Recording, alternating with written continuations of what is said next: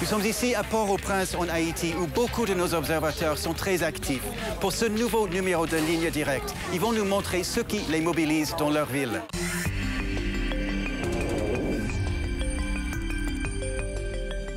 Port-au-Prince, en Haïti, la capitale du pays le plus pauvre des Amériques, frappée par un tremblement de terre dévastateur en 2010, puis par le choléra, les ouragans, la ville comme le pays peinent à aller de l'avant.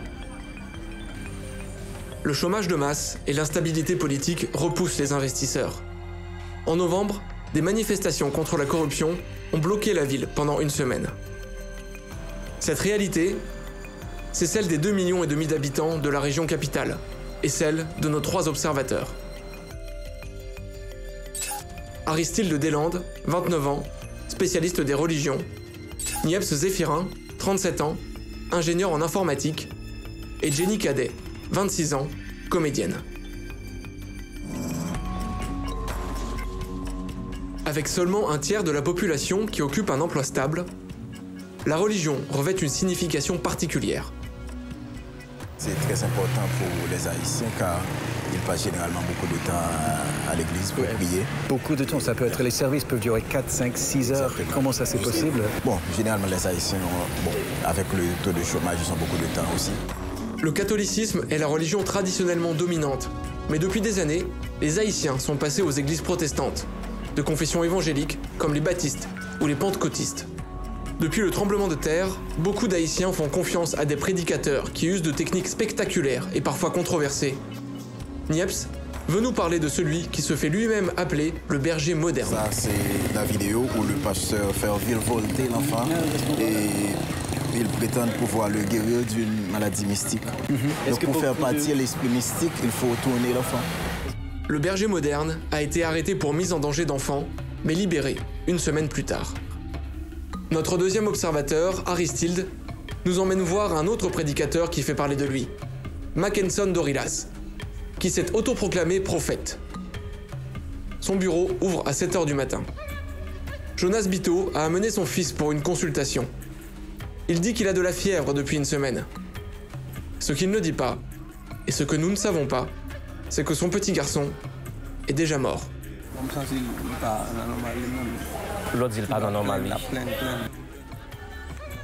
Jonas nous dira, mais plus tard, que son fils est mort alors qu'ils étaient déjà sur la route, avec sa femme et leur autre fils de 2 mois.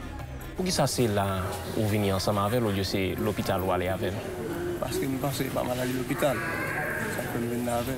Le prophète Mackenson est un prédicateur qui monte. Ses services, avec guérison spectaculaire, durent des heures.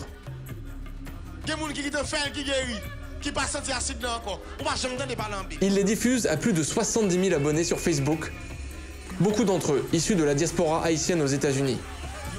Il s'adresse régulièrement à eux depuis le siège avant de son 4x4 de luxe.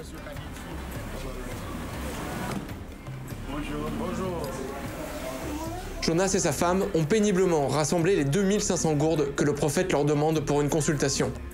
Un montant colossal pour eux, l'équivalent d'1 mois de salaire moyen.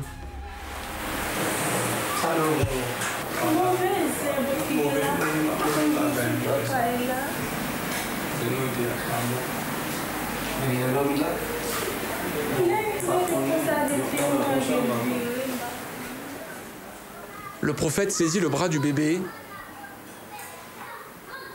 et réalise qu'il n'y a plus de pouls.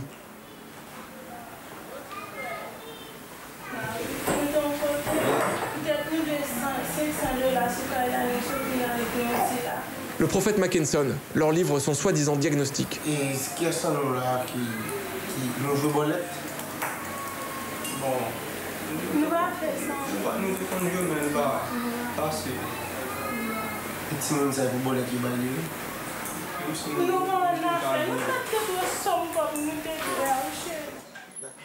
Il leur demande d'attendre à l'extérieur. Après le tremblement de terre, les gens ils cherchent, il y a quelque chose qui s'est produit, un drame. Les gens ils sont en train de chercher un être supérieur qui peut les aider. Nous avons le christianisme et aussi le vaudou. Il y a pas mal de gens qui pratiquent le christianisme, mais qui sont des vaudouisants. Ils gardent des valeurs du vaudou. Il y a pas mal de personnes qui en profitent, qui sont super intelligents et ils disent, bon, ok, moi j'en profite pour avoir une église. Ils n'ont rien à voir avec le christianisme, à part le cours, disons, des études en théologie, ok, mais ils n'y croient pas, vraiment, ok, mais ils prennent ça comme un emploi, ils prennent la parole de pasteur ou d'un prophète pour mieux avancer. Le prophète Mackenson avait accepté avec enthousiasme de nous donner une interview. Mais quand nous nous présentons à la nouvelle église qu'il est en train de construire, il n'y a personne. Et pareil le lendemain. Il a dit qu'il sera là, il vient plus. Ses assistants nous disent qu'il ne peut pas se déplacer à cause des manifestations. Et quand nous demandons si nous pouvons aller le voir, pas de réponse. Nous allons donc retrouver Jonas, le père du petit garçon décédé. Il vit dans un quartier pauvre qui a été touché par les émeutes.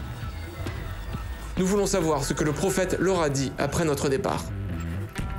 Avec sa femme, ils vendent des chaussures et de la vaisselle d'occasion pour survivre. Quand leur fils est tombé malade, ils ne l'ont pas emmené voir un médecin. Pour ça, on met mon papa à l'hôpital avec elle. Parce que moi, ouais, c'est pas maladie l'hôpital, c'est maladie fétiche qu'elle gagne. Ça fait mal pour faire là avec lui. Mais où dit-nous, l'on vient avec elle, elle est mourir? Oui, elle est mourir là même. Ok. Pas dans sous route. Ok. Il est mort là même. Jonas et sa femme espéraient que le prophète Mackenson ressuscite leur enfant. Mais où croit que il était ressuscité, s'il vous plaît? Oui. Ok. Il a ressuscité. Parce qu'il dit qu'il connaît fait ça. Il connaît ressuscité? Il connaît fait ça déjà. Ok, ou t'es quoi le cas ressuscité? Oui. Est-ce que pour faire l'appartement d'eau pour qu'il soit pas à l'hôpital avec elle? Non, il n'est pas mandé. Tout simplement, il dit que si on a le diable pour le voler. Le prophète ne leur a pas fait payer la consultation. Il nous dira plus tard que bien qu'il soit capable de ressusciter les personnes mortes des causes d'une malédiction, il ne pouvait rien faire pour aider le garçon, qui était décédé de causes naturelles. Est-ce que si deuxième Timon est malade, est-ce que nous pouvons à l'hôpital avec elle ou bien nous pouvons retourner pour faire la avec elle? Non, on ne va pas retourner avec elle. Bon, tout simplement. Après, cherchons l'autre côté mal ensemble avec lui. L'autre côté, Karamboko. Un boko est un prêtre vaudou.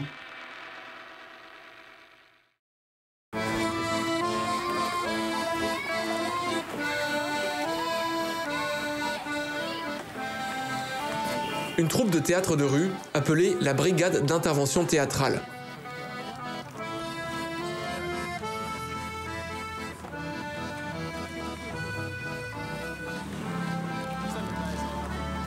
Leurs représentations sont habituellement joyeuses, jouées devant des foules nombreuses dans des rues animées, mais la performance qu'ils nous présentent aujourd'hui est différente. Les manifestations du week-end ont été très violentes. Lassés des années de chômage, de la criminalité et de la pauvreté, les manifestants voulaient savoir ce que le gouvernement avait fait des 3,8 milliards de dollars obtenus après un accord pétrolier avec le Venezuela. Plusieurs d'entre eux ont été abattus. Jenny est l'une des fondatrices de la troupe. Elle explique que la plupart des acteurs n'ont pas pu se rendre à la représentation prévue. Tout le monde est bloqué chez soi parce qu'il y a eu des manifestations. Tout de suite après, dans la soirée, il y avait couvre-feu.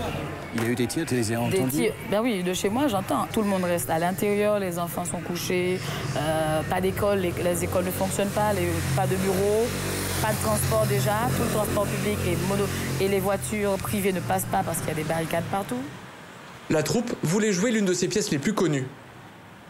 On aurait bien pu présenter Salut les mariés. Déjà, c'était inapproprié comme circonstance. Et on ne pouvait pas, c'était pas du tout le moment, puisque le peuple est blessé, nous, on est blessés.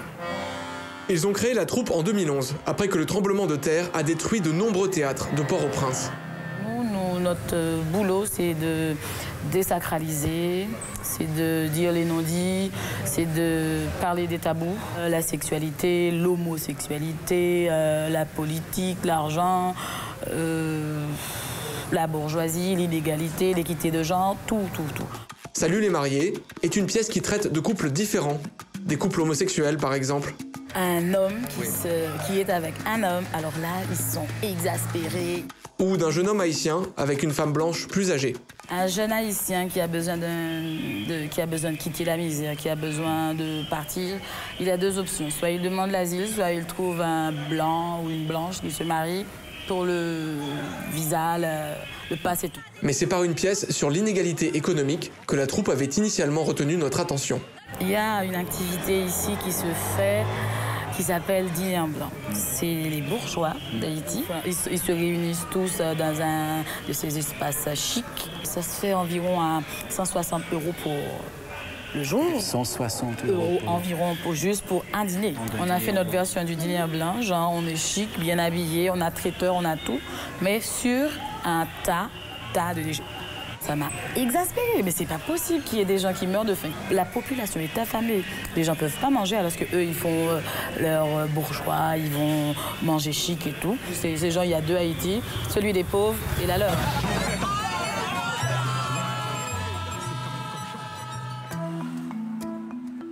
Niepce tenait également à nous présenter Jean-Max Dumont et son fils Davensky.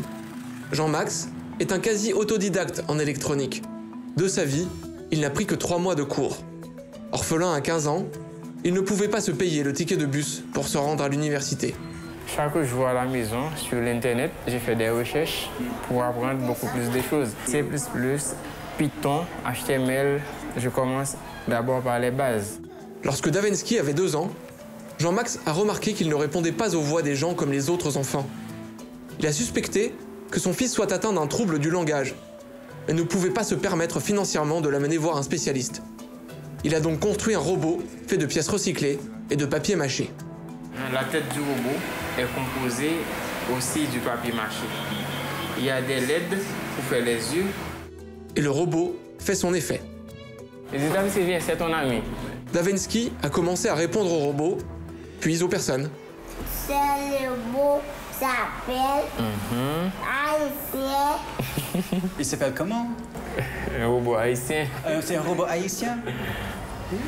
Jean-Max a construit un deuxième robot. Allô?